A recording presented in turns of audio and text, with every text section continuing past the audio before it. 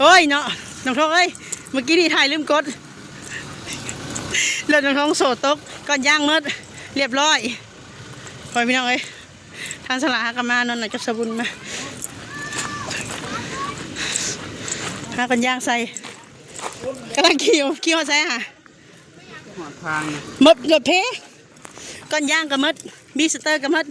เอาคือว่าเปลี่ยนใหม่บ่เป็นบ้านเปลี่ยนบ่เปลี่ยนแต่อันนี้แล้วบีตีนอันนี้มันละเนี่ยน้ำยังว่าพันหันเจ้าใช่น่ะเอาสบายดีเด้อ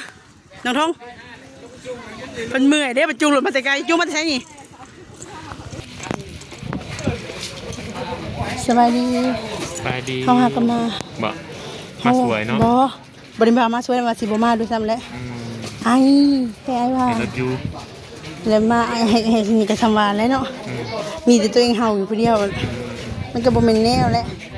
กินข้าวแล้วกินแล้วพอดีสบุนโทรชวนมากเลยมานั้นป้าจะเบาจะสาวขึ้นหลอกคืองามแท้ผู้สบายดีเด้อโอ้สาวแหล่มันนี่คืองามแท้อันนี้เป็นลมเสือกินนะโอ้ลมเสือคุณนะใช่อ่ะสบายดีเด้อสบายดีน้องแหล่สบายดีงามเนาะในที่สุดการเนาะมาถึงวันนี้จนได้สุดอะมีนักเรียนวันนี้ก็ฮะเรียนเทนอะไรเรียนก็เอาคนแบบมีเทนเป็นแบบเอาก็บ่ฮู้กันดิเอาอันนี้ก็เนาะสบายดีเด้ออันนี้ก็เจ้าสาวบ่นี่ก็โอ้คิดว่าเจ้าสาวคือกันได้นี่ก็เจ้าสาวกับเจ้าบ่าวเนาะมี2คู่มื้อนี้เนาะสบายดีเด้อบ่เทงบ่เก่งเชื่อบ่เทงกันแท้ๆพุ่นมันมีใส่คอคำเอานี่ได้ใส่ลายเส้นเนาะแป้งใครแต่งหน้านี่ซึ่งเพิ่นอยู่ตลาดรักแก่เจ้าก็มีกันนี่ซอยแป้ง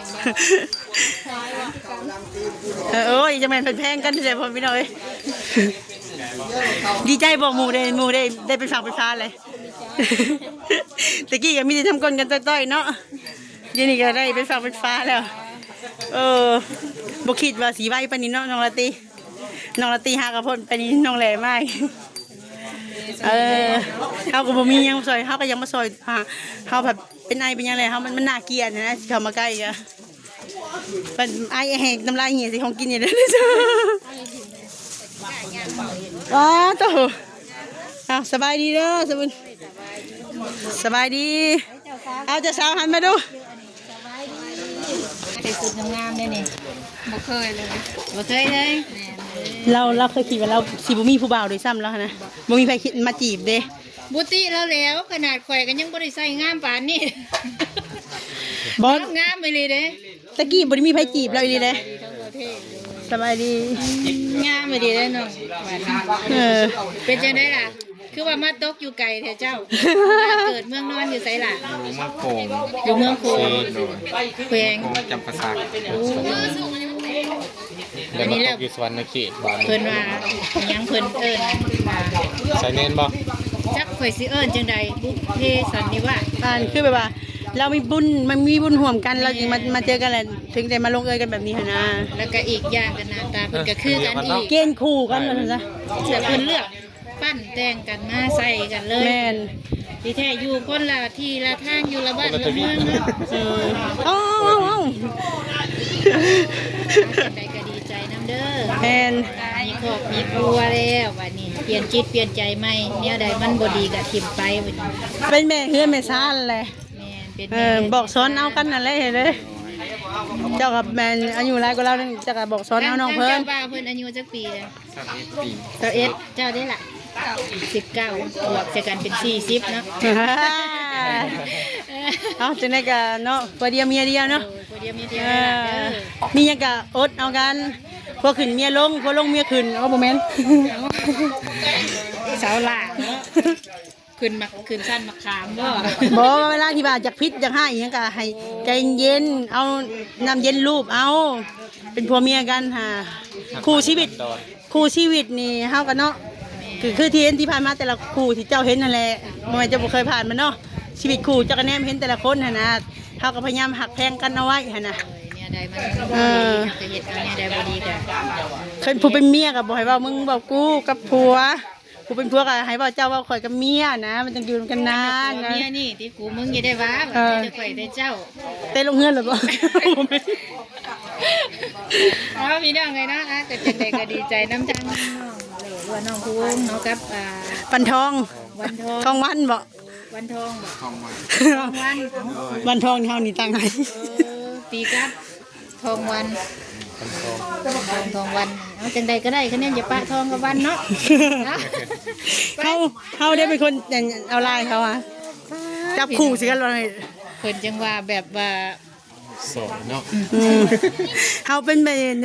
อย่างนี้ก็บูชักใหญ่เขามาผูกต่อกัน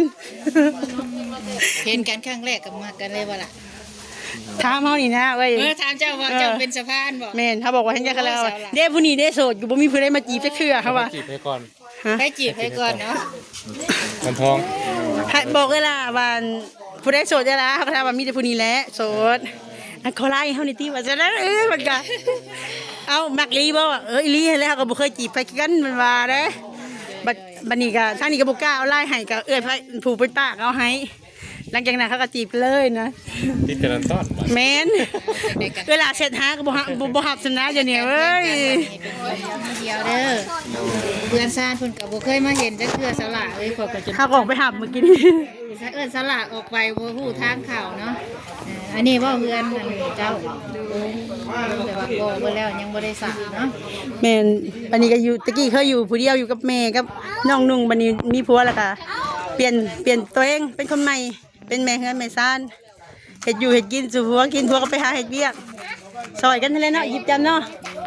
มันจะเป็นครอบเป็นครัวว่าซั่นจ้ะ ทีแรกเพิ่นว่าคันว่าเนี่ยปูกันแล้วไกลกันได้กันจองมาใส่กันเนาะ แม่นตอนนั้นเพิ่นยังบ่ทันเห็นเนื้อคู่เด้เนื้อคู่เพิ่นยังบ่ทันเกิดเด้นี่เกิดแล้วนั่น ไปซะเดี๋ยวไปหาหม่องนั่งเนาะผูกแขนให้เพิ่นกัน ไป ผูกอยู่ไสอยู่นี่ก็ได้บ่ ข้าวก่อนมันบ่ข้าวก่อน อยู่ในบ่ไปซะเดี๋ยวเขาไปผูกแขนให้ทางนอก อันนี้เป็นของแม่เพิ่นเนาะ ผูกอยู่ไสล่ะอยู่นี่บ่อยู่ได้สิผูกอยู่ในแล้วบ่ ไงเลย เจ้าบ่าวแล้วจะผูกอยู่ในเรา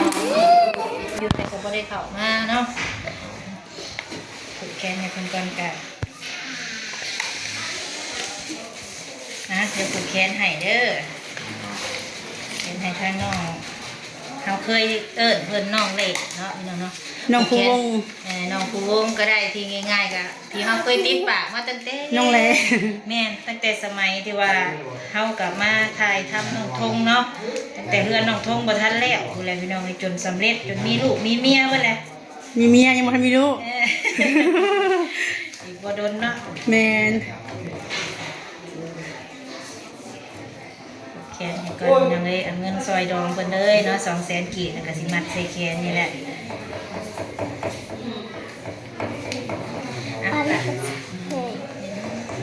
เฮาบ่มีเงินบัตรแค่นี้ซอยมัดละลาได้บ่ คนนี้ดีกว่าข่าวกดเก่ากดควันมาเด้อทองวันเอาบัดนี้ก็ข่อยผูกเพิ่นใส่ควันเจ้ามาผูกเพิ่นควันเจ้าอยู่ตอนนี้เจ้ามีครูมีคีแล้วกันให้ฮักกันแพนกันเด้อให้มันสร้างมันสามันเฮ็ดมันหาจนสิได้สิมีให้ฮักกันแพนกันให้เป็นคนเดียวมีเดียวผู้แก้วมีทิพย์ผู้ยิบเมียแซวเด้อผัวตำแก้วเมียเป็นผู้จ้ำเอาน้องผู้วงหายกว่านี้ดีกว่าเก่าขวัญเจ้ามาโฮมเด้อผู้วงเลยบัดนี้เจ้ามีผู้มีกองมีลูกมีผัวมีสามีใดๆบัดนี้ฮักกันแย่งกันเนี่ยได้บ่ดีกันให้ปัดแววเป่าไปเด้อให้คนนี้จะเนี่ยดีๆเข้ามาให้กันแย่งกันให้เป็นผู้เดียวมีเดียวเด้อล่ะเด้อเอาไปหมั่นแก้นเท่ากันเอาจังใดพี่น้องเลยก็ดีใจนะพี่น้องเอง แม่น รู้สึกกัน อันเรียบ ก็ถือแล้วเนาะ บ่มีหยังซอยเด้ พ่อแม่ก็มา โอ้คนก็มาเนาะโอ้บ่เป็นหยังเนาะอยู่ น้องมีแต่น้องชายมา มันไกลเด้กับบ่ แม่น เป็นหยัง จังหวะว่าเจ็บโซย้อนนะเพิ่นเดินทาง แทนกันกันอยู่กันไปแล้วบัดคิดฮอดเจอกันสัมภาษณ์กันเมื่อเยี่ยมเมื่อยามเนาะจากพี่ไปก็ไกลเติบได้ แม่ เนาะ นมันมือเลยนะคิดว่าเนาะ แม่น ข่อยเคยไปฮอดแต่ปากเซ่พี่น้องเลยเคยไปฮอดแต่ปากเซ่ไปฮอดวัดอีหยังลืมแหละวัดภูสลับ เกิดพูดจะประซัก บ่วัดภูจะมาซักพระตัวท่านฮอด บ่ฮอดบ่ ภูสลับแม่เคยไปฮอดแต่ค่ะเดี๋ยวมีโอกาสก็สิได้ไปอยู่ดอกพี่น้องเลยเนาะมื้อนี้ก็มาแสดงความยินดีกับทั้งน้องภูวงแล้วก็น้องทองวันเพิ่น เลย ที่ว่าเป็นคำเป็นฟ้าสร้างครอบสร้างครัวครูสร้างครอบครัวใหม่พี่น้องเอ้ยจังใดก็ให้กำลังใจทั้งน้องเพิ่นเนาะพากันสู่ต้นอันนั้นล่ะเด้อ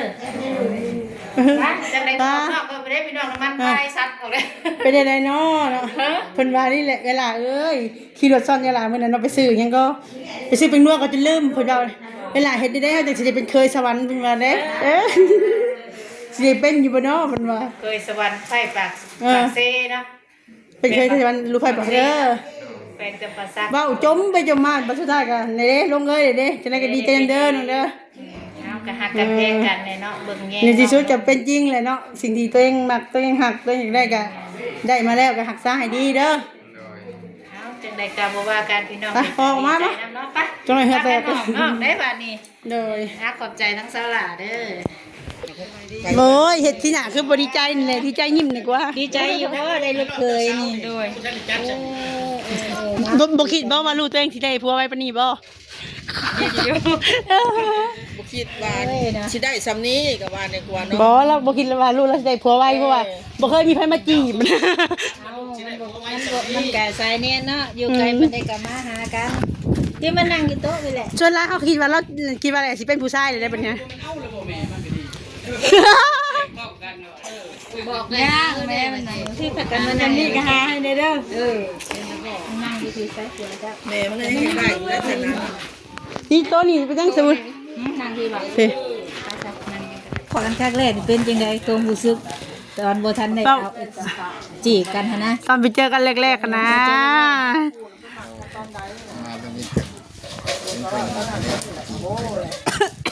มาเลยจีบเลยเนาะมาเห็นแล้วจีบเลยตอนนั้นจะคิดในใดตอนที่เพิ่นจีบจะเลยจะคิดว่าเพิ่นว่าอีหลีว่าเล่นตอนนั้น เขาก็บ่มั่นใจบันไดตอนนั้น ไม่คิดว่าเพิ่นว่าเล่น เพิ่นบ่เชื่อซ้ำตอนแรกอ่ะ บ่เชื่อซ้ำว่า เอ้าคิดว่าล่ะว่าหยอกเด้ว่าเราคอลายขอมือติดต่อนะเขาก็บอกเพิ่นก็ว่าโอ๊ยบ่แม่นดอกล่ะเพิ่นสิมามักเฮาเพิ่นว่าเด้ ที่แรกนี่ก็มาเฮ็ดเฮือนเนาะมาเฮ็ดเฮือนเราได้อยู่เลยได้พี่น้อง ได้อยู่ หักหลังที่เราเฮ็ดน่ะเราบ่ได้อยู่แต่มาอยู่หลังที่เราบ่ได้เฮ็ดแล้วได้ผัวเป็นช่างบัดนี้ นี่ใกล้สิแล้วจังได๋ผัวเฮ็ดให้นี่ก็สร้างเฮ็ดเองเด้หาเงินได้ก็เฮ็ดทีละน้อย เว้ยไม่เฒ่าก็ได้ดีใจบ่ยังลูกเคยบัดนี้ยังลูกชายเนาะรับลูกเจ้าลูก สบุญเจ้าสัมภาษณ์แล้วเด้อสิกินทา เอากินโลดสลัดกินเผื่อไปนำเด้อไปได้เนาะบ่เท่เฮาก็เห็นด้องอยู่เมื่อคืนนี่ เฮ็ดจังไส เห็นเจ้าโพสต์ลงนะ เสียงดีได้เรา ปูเมฆ มาเด้อพ่อพี่น้อง เป็นเขาก่อน ได้ข้าวโพดอะแม่ก็ดีใจมึงเพิ่นเนาะ ดีใจนะ เฮ็ดเป็นฝั่งเป็นฟ้าแล้ว มึงนุ่งได้เพิ่งพอเพิ่งมี เบิ่งแม่ถ้าพ่อบ่มี แต่ไม่ยินเนาะ แค่นั้นเนี่ยกะมีผู้ชาย บ่มีใส่เด้อ ตายที่ตรงเราไปอยู่เรือนเราเนาะ แม่ก็แม่ก็อยู่เพิ่นเพิ่นพวายก็ได้ เมื่อแล้วบ่ เมื่อเราบ่ โดยอ่ะสบายดีเด้อ บ้านน้ำลังเลยเงินน้ำลังผมมาก่อน โดย แท้มาแต่เช้า โอ้ยมื้อวานขับจนดึกเด้อละมาหา ขึ้นไปเรียกกันมา จนดึกเด้อละมาแล้วบ่ว่างานได้ละซอยไปทุกงานได้นี่ ก่อนแล้วผมจะได้หลายรอบเลย เคยได้ สบายดีเด้อ โอ้ยสบายดี เมื่อคืนนี้มาจังโมงจังโมงวะ โมง มาเมื่อเช้านี้ มื้อเช้านี่มา3โมง ขอบอกแล้วนอนนี่เป็นยัง ไผเห็นหน้าของเจ้าบ่ รวม รวมกัน คนเล็กคนละน้อ เอา ย กินข้าวเด้อล่ะเด้อ เฮาบ่ได้มา คิดแล้วว่าเจ้าหาคือแต่ง กำลังถ่ายคลิปนี่แหละ เมื่อเช้านี่ก็บ่ได้มาเฮาเป็นวิน เป็นวิน เอ้า เมื่อคืนยังให้ได้บอกกลุ่มหัวตัวเองอยู่พี่เลยเมื่อเรากินยาคลายเครียดแล้ว เอาลงมือล่ะลงมือเนาะมาแต่ถ่ายคลิปบ่ได้กินข้าว ลาบนะบ้านทองเลยค่ะอันนี้บุญกินเด้อ โดย นี่แหละเนาะจะผ่านงานเนั่นนี่เนาะผู้ในตะแจง เอาเนาะทางงานผู้เป็นเจ้าภาพก็ขอให้รับรวยต่อไปมื้อหน้า แม่เนาะอยู่ดีมีแห้งแห้งปังเด้อ จักมื้อได้สิได้มางานแต่งกันเด้อ จัก ใกล้แล้วบ่จักค่ะ ก็สิซอยคอยบอกกันคนมีงานแต่ง ซอย เขาสิมาช่วยล้างจานไว้ จะลงว่าวผมด้วยอ่ะ ไปสิซอยว่าเจ้าจักได้หยัง ฮะ เจ้าจักได้ไข่หน่อย4โต เมียก็ได้นะจะซอย มีเลยบ่เลยมีเลยบ่อะไรคนในใจอ่ะ นี่แล้วว่าว ไอ้ ยังเปิด ไอ้เปิดดีกว่า ฮะบ่นะใจนี่แหละ นึกว่าบอกมักตาลุ่นเดือยนึกว่า น้องพามีแซวพี่น้องเอ้ยน้องพามีก็ เจ้าก็เคี้ยวเป็นฝั่งเป็นฟ้าเลยแม่เห็นว่ากันเลย บ่คอยเขายังตั้งตู้บ่ได้แล้วคอยจะบ่เผามีครอบครัว พามีว่าให้น้ำท่วมรังเป็ดกัน พี่น้องเอ้ย น้องน้องกับเป็นฝั่งเป็นฟ้าน้องยังตายเนาะบัดนี้เนาะ แต่ลูกข่อยก็ยังมิดสมอยอยู่เสมอ แต่ว่าเขาก็ดีใจเนาะน้องเป็นฝั่งเป็นฟ้าเลยเนาะ ถ้าผูกแขนน้องทุ่งก่อนเนาะ ตาผูกแทนน้องทงก่อน แต่ว่าน้องทงเนี่ยปีนี้คือสิบ่ทันเป็นเดือน6ปุ๊บ เดือน6คุณบ่หลัง ผ ส ม ง ว่ายั ก ง รานต์ เป็นปีเดียวกันเด่นจากว่า แป้งรถได้แป้งรถเพลงเลย เนาะทง ปีหนึงเพิ่นบ่อยากให้เฮ็ด2คนเลยเนาะ ปีละคน เพิ่นเพิ่นก็ว่าเฮ็ดก็ได้ บ่ได้ บ่ได้ ถามเบิ่งอาจารย์เพิ่นผู้ใดจังฮู้เนาะตามที่น้องเพื่อนเพิ่นเคยให้เฮ็ดอยู่คันว่าเฮามีเงินน่ะเฮ็ดได้อยู่อาจารย์เพิ่นนั่นแหละ จะไปแป้งรถไหนๆข่อยถามจังนี้คือเพลงแล้ว จูงเนาะเบิดแปลบ่ได้เนาะ เพลงเลยเด้โดยนะ โอเคน้องพามี สบายดี เอาขึ้นรถแม่บุญแล้วแก่ไปนี่ รถเป็นเพียง รถเพลง รถเฮามันไปบ่ได้แล้ว รถไปบ่ได้อ้าว อ่ะทะเลกาสิขอจบคลิปแล้วพอไปหน่อยใบผพรคลิปหนาเด้อสำหรับคลิปนี้กันขอกล่าวคำว่าสบายดี สบายดี สบายดีน้องสา สบายดี สบายดี สบายดีน้องแหละ สบายดี น้องพามีสบายดี โอ้ยสบายดีจัก สบายดีเจ้าสาวเหรอวะ เอาคอยหากระเปิดเนี่ยในห้องสบุนนะโดยเนาะสำหรับคลิปนี้ก็ขอจบคลิปไปเพียงเท่านี้พ่อพี่น้องจะได้ก็ฝากเป็นกำลังใจสลายเด้อ เอาแล้ว ขอกล่าวคำว่าสบายดีสบายดี ส